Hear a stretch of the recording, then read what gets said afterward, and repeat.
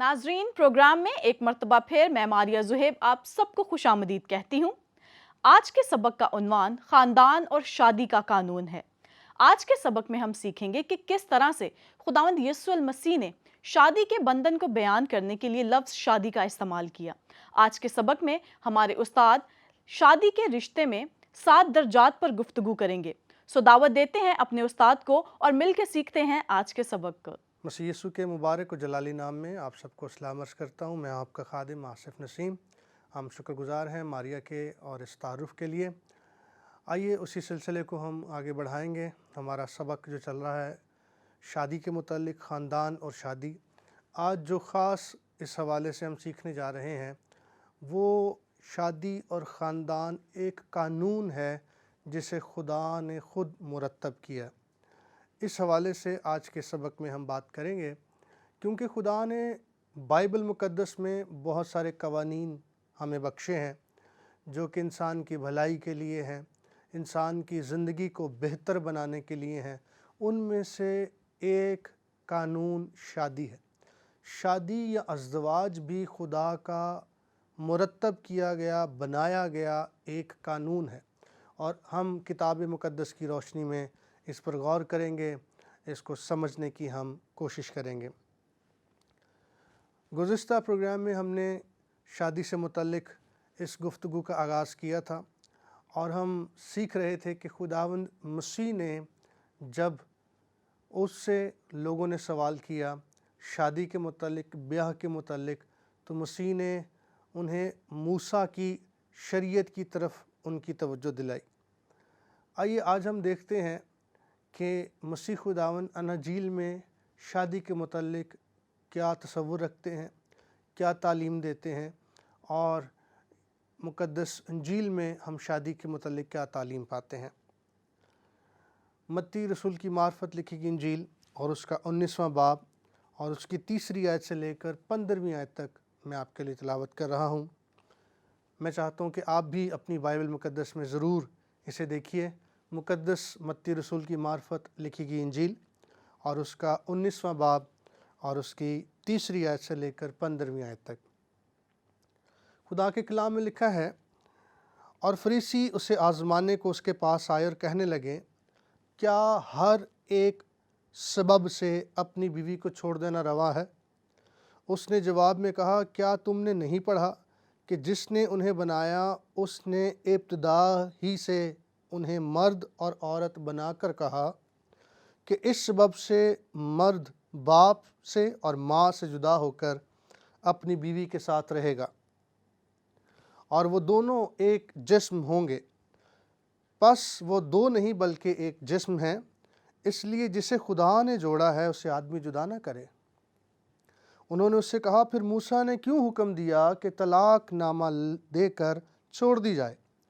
उसने उनसे कहा कि मूसा ने तुम्हारी सख्त दिली के सबब से तुमको अपनी बीवियों को छोड़ देने की इजाज़त दी, मगर इब्तिदा से ऐसा नहीं था, इब्तिदा से ऐसा ना था। और मैं तुमसे कहता हूँ कि जो कोई अपनी बीवी को हरामकारी के सिवा किसी और सबब से छोड़ दे और दूसरी से ब्याह करे, वो ज़िना करता है, और जो कोई छोड़ी हुई से ब्याह करे या कर ले, वो भी ज़िना करता है। शागिर्दों ने उससे कहा, अगर मर्द का बीवी के साथ ऐसा ही हाल है तो ब्याह करना ही अच्छा नहीं। उसने उनसे कहा कि सब इस बात को कबूल नहीं कर सकते मगर वही जिनको ये कुदरत दी गई है, क्योंकि बाज़ ख्वाजे ऐसे हैं जो माँ के पेट ही से ऐसे पैदा हुए, और बाज़ ख्वाजे ऐसे हैं जिनको आदमियों ने ख्वाजा बनाया, और बाज़ ख्वाजे ऐसे हैं जिन्होंने आसमान की बादशाही के लिए अपने आप को ख्वाजा बनाया। जो कबूल कर सकता है वो कबूल करे। उस वक्त लोग बच्चों को उसके पास लाए ताकि वो उन पर हाथ रखे और दुआ दे, मगर शागिर्दों ने उन्हें झिड़का।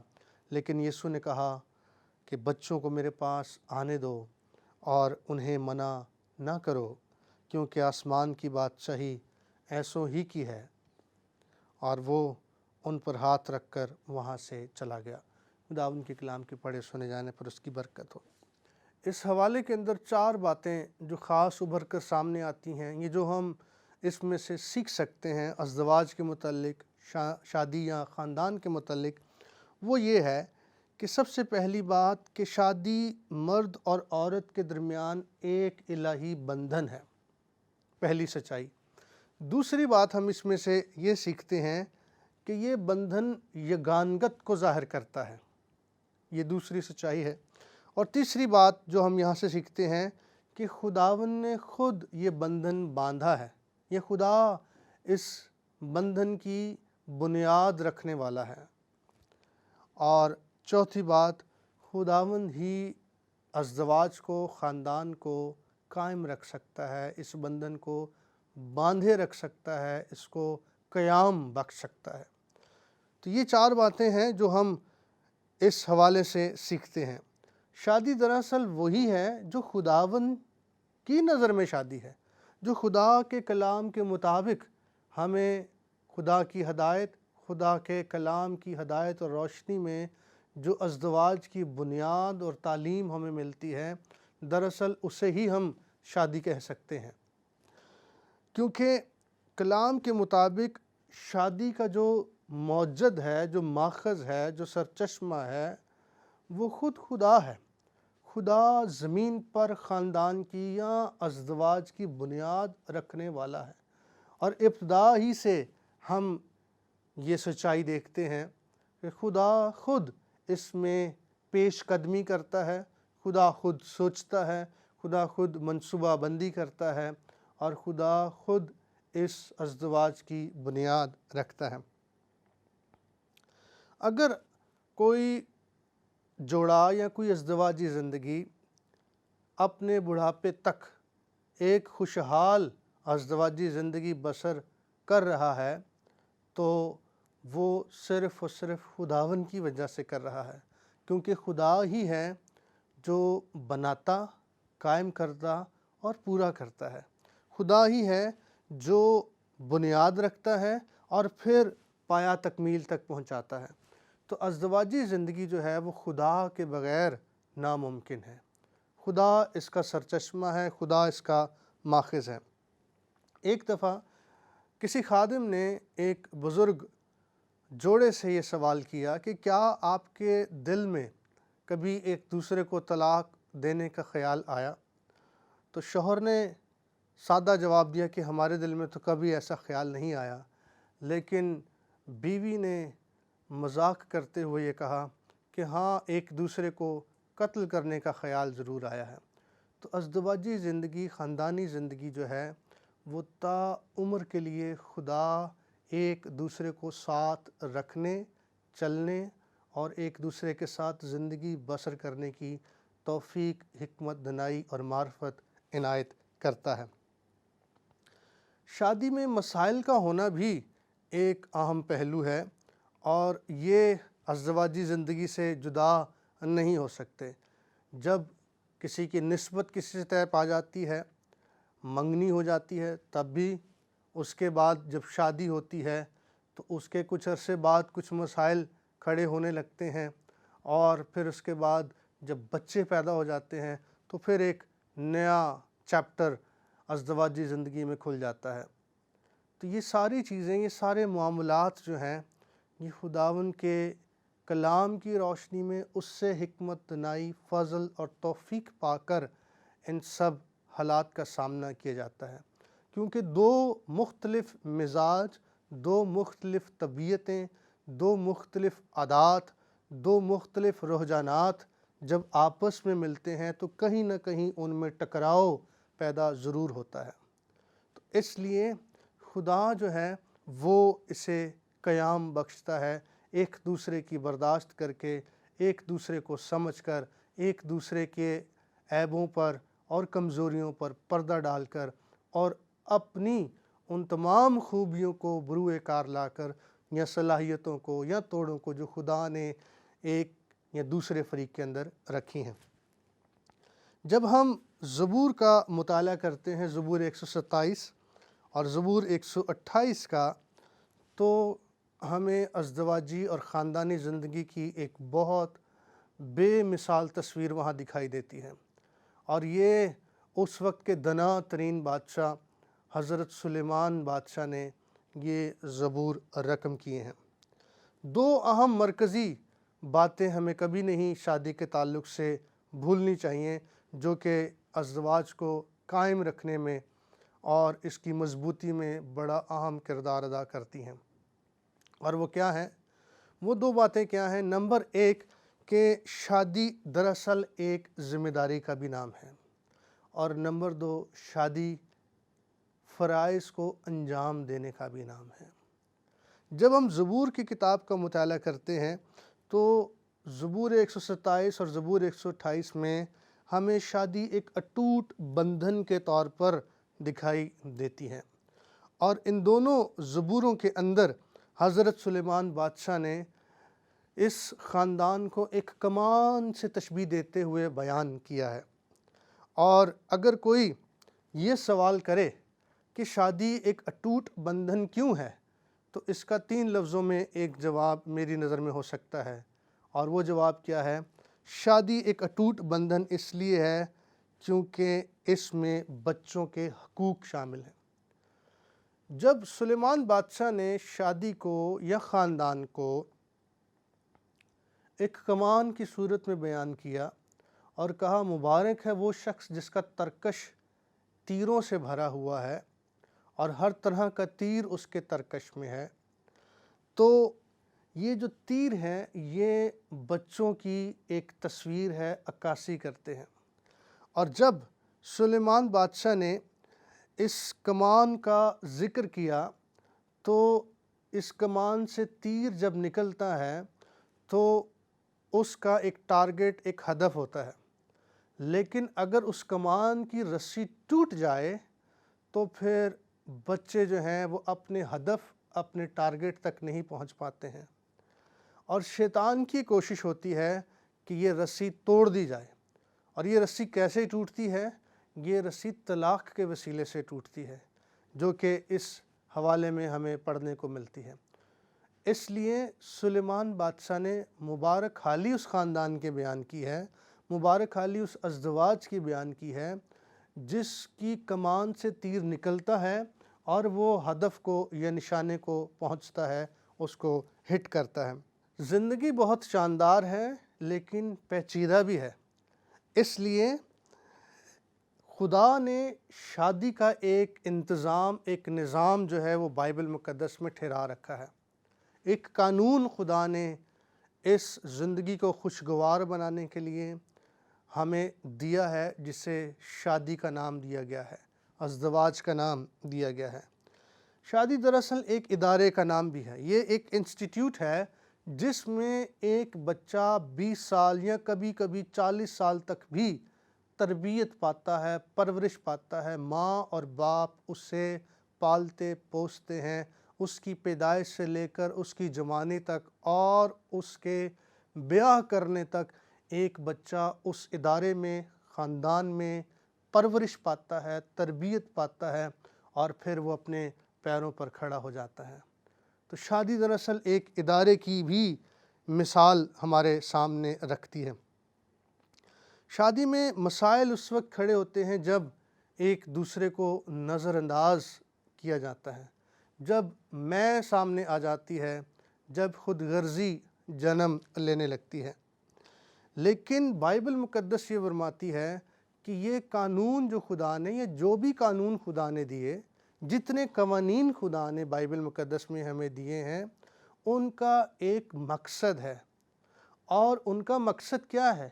جتنے قوانین بھی خدا نے دیے ہیں ان کا مقصد انسان کی بہتری، اس کی بھلائی ہے، اور اس کے پیچھے خدا کی محبت کار فرما ہے۔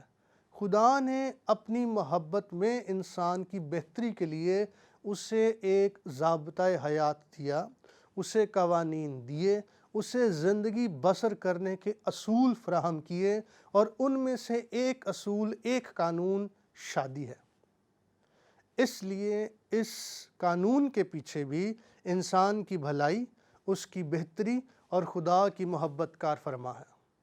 اس لیے شادی کو، ازدواج کو خدا کے کلام میں دیکھنا، سمجھنا، اس کی روشنی میں اسے جاننا بہت ضروری ہے۔ اور جب ہم اس حوالے کا مطالعہ کرتے ہیں تو ہم دیکھتے ہیں کہ فریسی اس قانون کو اس نقطہ نظر سے نہیں دیکھتے ہیں۔ وہ قانون پڑھتے ہیں، وہ قوانین بتاتے ہیں، وہ قوانین لکھتے ہیں، وہ قوانین دوسروں تک پہنچاتے ہیں، لیکن وہ محض قوانین کا بوجھ ہی ڈالتے ہیں، لیکن قانون کی روح کو نہیں سمجھتے، اس کے مقصد کو نہیں سمجھتے ہیں۔ اور اس کا مقصد پیچھے یہ ہے کہ خدا نے انسان سے محبت میں اسے قوانین دیے ہیں، اس کی بھلائی اور اس کی بہتری کے لیے۔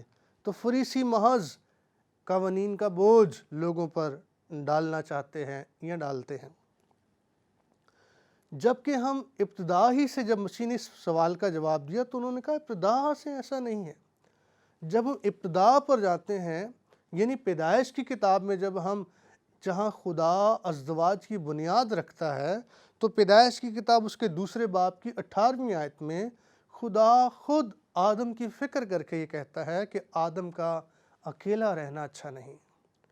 خدا خود اس کے لیے منصوبہ بندی کرتا ہے، خدا خود فکر کرتا ہے، اور خدا سوچتا ہے کہ آدم کا تنہا رہنا، اس کا اکیلا رہنا اچھا نہیں ہے۔ میں اس کے لیے اس کی مانند ایک مددگار بناؤں گا، اور خدا نے اس کے لیے ایک مددگار تیار کیا۔ آگے ایک اور مثال ہم دیکھ لیتے ہیں حضرت یعقوب کی۔ حضرت یعقوب جب اپنے گھر سے نکلے تو تنہا تھے، اکیلے تھے جب وہ اپنے ماموں لابن کے ہاں گئے، لیکن جب وہاں 20 سال انہوں نے بسر کیے اور 20 سال بعد جب وہ واپس لوٹے تو وہ ایک خاندان کے ساتھ واپس لوٹے، ایک گھرانے کے ساتھ واپس لوٹے۔ جو دریا انہوں نے اکیلے عبور کیا تھا، واپس آتے ہوئے انہوں نے ایک خاندان کے ساتھ اسے عبور کیا اور اپنے باپ کے گھر وہ واپس لوٹے۔ شادی کا رشتہ 2 وجوہات کی بنا پر بہت اہمیت کا حامل ہے، اور وہ 2 وجوہات کون سی ہیں؟ نمبر 1، مرد، جیسے بائبل میں لکھا ہے کہ، اور یہاں پر بھی ہم نے پڑھا کہ مرد اپنے ماں باپ کو چھوڑتا ہے۔ اس سے یہ قطعی مراد نہیں ہے کہ مرد اپنے ماں باپ کی ذمہ داریوں سے یا فرائض سے، یا اب وہ ان کی عزت نہیں کرے گا، ان سے وہ غافل ہو جائے گا۔ اس سے یہ قطعی مراد نہیں ہے۔ مرد اپنے ماں باپ کو چھوڑے گا، اس سے مراد یہ ہے کہ 2 افراد جو ہیں وہ رشتے ازدواج میں منسلک ہوتے ہیں، جس میں مرد اور عورت ہیں، ماں باپ نہیں ہیں۔ تو مرد عورت کے ساتھ ملاپ کرتا ہے اور 2 لوگ اس بندھن میں بندھتے ہیں، رشتے ازدواج میں منسلک ہوتے ہیں، اور یہی الہی قانون ہے، یہی خدا کی بنیاد ہے۔ اور دوسری بات پھر مرد کے لیے کہ اب عورت کی جو عزت کا محافظ ہے وہ اس کا باپ نہیں ہے، اب اس کا شوہر اس کی عزت کا محافظ ہے۔ اور پھر مرد کو ایک ذمہ داری سونپ دی جاتی ہے، اور وہ کیا ہے؟ وہ ذمہ داری ایک عورت اسے سونپی جاتی ہے جو مرد کی ذمہ داری میں دے دی جاتی ہے یا سپرد کر دی جاتی ہے۔ ایک دفعہ ایک کہانی میں نے پڑھی جس میں ایک ہوٹل پر ایک لڑکا کام کرتا تھا، اور وہاں پر ایک کالج کی لڑکی اپنی چھٹیاں گزارنے کے لیے کچھ وقت کے لیے وہاں آئی، اور اس لڑکے کے ساتھ اس کی دوستی ہو گئی، اور وہ دوستی ملاقاتوں اور مزید وقت گزارنے کے ساتھ ساتھ محبت میں بدل گئی۔ اور پھر جب اس لڑکی کی چھٹیاں ختم ہو گئیں تو وہ واپس اپنے کالج، اپنے ہاسٹل میں چلی گئی۔ کچھ عرصہ تو وہ ایک دوسرے کے ساتھ رابطے میں رہے، اور ایک دن پھر اس لڑکی کی کال آئی، اور اس نے فون پر اس لڑکے کو کہا کہ آج کے بعد میں آپ سے ملاقات نہیں کر سکتی، ہمارا رشتہ ختم ہو گیا۔ اس لڑکے نے خدا کے خادم کے پاس آ کر یہ بات کہی، اور کیا بات اس نے کہی، کیا جملہ اس نے خدا کے خادم کو کہا، وہ بڑا غور طلب۔ اس نے کہا، پاسٹر صاحب، جہاں دل کے حساس معاملات کا معاملہ ہو جہاں دل کے حساس معاملات کا معاملہ ہو وہاں کچھ تحفظ کا انتظام بھی ہونا چاہیے۔ اس جملے کے اندر کیا سچائی پنہا ہے کہ ایک رشتہ، ایک تعلق جس کو بنتے بنتے اتنا وقت گزرے اور پھر وہ رشتہ گہرا ہوتا جائے، اس کے اندر محبت جڑ پکڑ لے، اور پھر وہ رشتہ اچانک ایک دن ایک فون کال سے یا ایک خط سے ختم ہو جائے، تو اس میں کوئی نہ کوئی تحفظ تو ہونا چاہیے۔ شادی بھی دراصل ایسے ہی ہے۔ شادی ایک رشتے کا نام ہے، ایک ریلیشن کا نام ہے، جسے ہم ایک طلاق کے کاغذ کی بنیاد پر ایک دن میں ختم نہیں کر سکتے ہیں۔ شادی یا ازدواجی زندگی جو ہے اس کے اندر بہت ساری سچائیاں چھپی ہوئی ہیں۔ شادی کو خدا نے ایک امتیازی حیثیت بخشی ہے، ایک امتیازی مقام بخشا ہے، اور یہ ایک اٹوٹ بندھن ہے۔ شادی کا رشتہ اپنے اندر بہت کچھ سموئے ہوئے ہے۔ یہ جو شادی ہے، شادی میں جو دو لوگوں کا ملاپ ہے، یہ جانوروں سے فرق ہے۔ جانوروں کا بھی خدا نے ایک انتظام، ایک ملاپ ٹھہرا رکھا ہے، لیکن انسانوں کا ملاپ اور بالخصوص مسیحی ازدواجی زندگی جو ہے وہ اپنے اندر ایک امتیازی حیثیت اور ایک مقام رکھتی ہے۔ اس بات کو سلیمان بادشاہ وائس کی کتاب میں کس طرح سے بیان کرتے ہیں؟ وائس کی کتاب اس کا 4 باب اور اس کی 12ویں آیت میں آپ کے لیے پڑھنا چاہتا ہوں، اور میں 9ویں آیت سے آپ کے لیے پڑھ رہا ہوں۔ لکھا ہے، ایک سے دو بہتر ہیں، کیونکہ ان کی محنت سے ان کو بڑا فائدہ ہوتا ہے، کیونکہ اگر وہ گریں تو ایک اپنے ساتھی کو اٹھائے گا، لیکن اس پر افسوس جو اکیلا ہے جب وہ گرتا ہے، کیونکہ کوئی دوسرا نہیں جو اسے اٹھا کھڑا کرے۔ پر اگر دو اکٹھے لیٹیں تو گرم ہوتے ہیں، پر اکیلا کیوں کر گرم ہو سکتا ہے؟ اور اگر کوئی ایک پر غالب ہو تو دو اس کا سامنا کر سکتے ہیں۔ اور 12ویں آیت کا جو آخری حصہ ہے، جو بڑا غور طلب ہے اور ہمارے مضمون سے وابستہ ہے، اس میں لکھا ہے، اور تہری ڈوری جلد نہیں ٹوٹتی، اور تہری ڈوری جلد نہیں ٹوٹتی۔ یہ دنیا کا دنا ترین بادشاہ، جس کی ازدواج کے اوپر سمجھ اور عرفان جو اس نے خدا کے کلام میں رقم کیا، وہ ہمارے لیے آج مشعل راہ ہے۔ جو مکاشفہ ازدواجی زندگی کے متعلق سلیمان بادشاہ کا ہے، آج میں اور آپ اس سے کیا سچائی سیکھتے ہیں؟ اس جملے سے کیا مراد ہے؟ وہی بات جو پیدائش میں ہم نے پڑھی، جو موسیٰ کی معرفت خدا نے کہی کہ افسوس اس پر جو اکیلا ہے، کیونکہ اگر ایک گرے تو کون اسے اٹھائے گا؟ ایک سے دو بہتر۔ اور پھر اس کے بعد جو اگلا مکاشفہ اس نے بیان کیا کہ تہری ڈوری جلد نہیں ٹوٹتی، یہ بڑا غور طلب ہے۔ اس میں ہم مسیحی ازدواجی خاندانی زندگی کی ایک بڑی خوبصورت مثال دیکھتے ہیں، اور وہ کیا ہے؟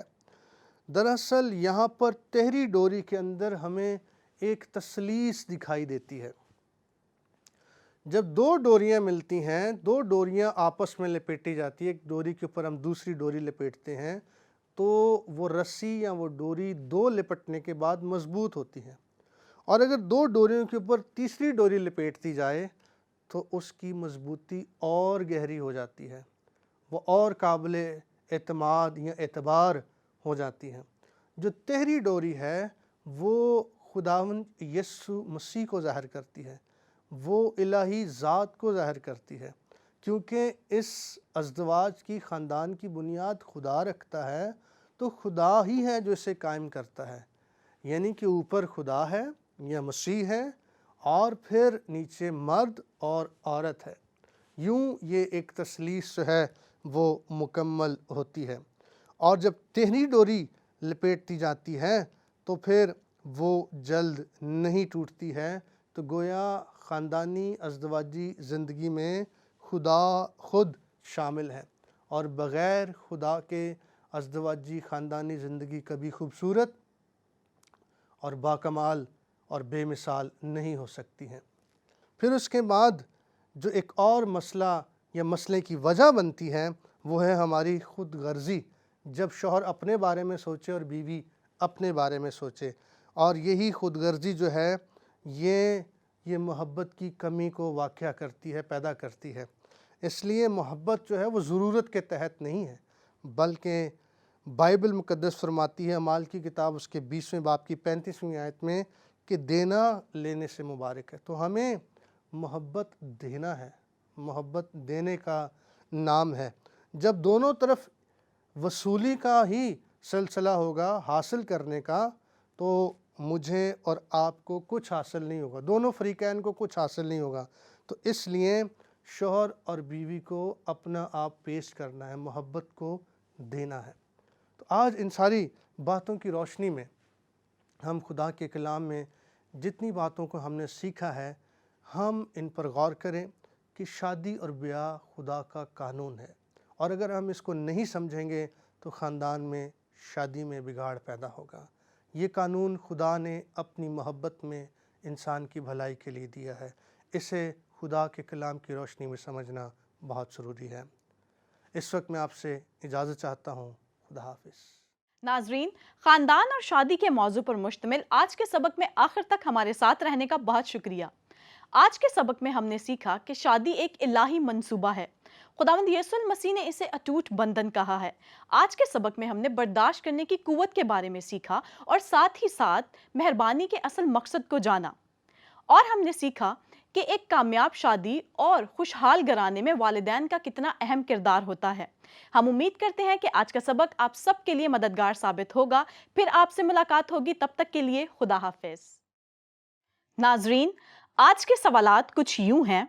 سوال نمبر 1، متی 19 باب 3 تا 15 آیات میں خداوند یسوع المسیح نے بچوں کو اپنے پاس آنے کے لیے کیوں کہا، اور یہ آیت خاندانی زندگی پر کس طرح سے اثر انداز ہوتی ہے؟ سوال نمبر 2، شادی اور خاندان پر ایک مضمون لکھیں جو کم از کم 3 صفحات پر مشتمل ہوں۔ سوال نمبر 3، پیدائش کی کتاب سے حضرت یعقوب کی ابتدائی زندگی کے بارے میں پڑھ کر یہ بتائیں کہ وہ کیوں تنہا رہ گئے اور انہیں الہی مدد کیسے حاصل ہوئی۔ پیدائش کی کتاب کے 32 اور 33 ابواب کا مطالعہ کر کے جواب دیں۔ سوال نمبر 4، جب کوئی ہم سے منہ موڑ لے یعنی رابطہ ختم کرنے کی کوشش کرے تو بحیثیت مسیحی ہمارے لیے آج کے اس پروگرام میں کیا پیغام تھا؟ پروگرام کو دوبارہ دیکھیں اور کچھوے کی مثال والے حصے کو غور سے سن کر جواب لکھیں۔ سوال نمبر 5، پہلا کرنتھیوں 7 باب کو پڑھ کر حضرت پولوس کے خاندان کے بارے میں اہم تصورات کو بیان کریں۔